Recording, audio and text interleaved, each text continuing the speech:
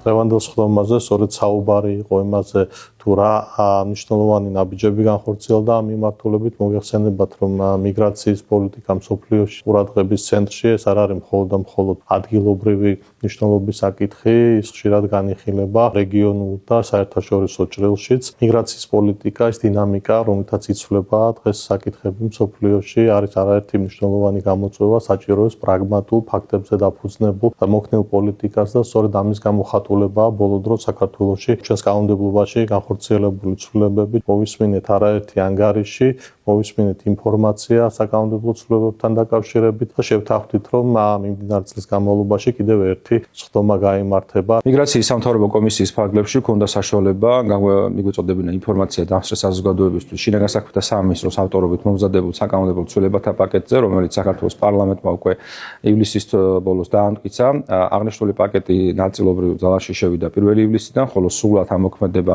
2026 წლის 1 სექტემბრიდან. ჩვენ წარვადგინეთ იმ ძირითადი მიმართულებების შესახებ ინფორმაცია, რასაც აღნიშნული საკანონმდებლო ცვლილებათა პაკეტი შეიცავს. სამინისტრო აგრძელებს აქტიურ მუშაობას იმისათვის, რომ არალეგალური მიგრაციის წინააღმდეგ ბრძოლა იყოს ეფექტური და ქვეყანა დაცული იყოს იმ საფრთხეებისგან, რაც არაერთ ქვეყანას უდგას არალეგალური მიგრაციის შედეგად.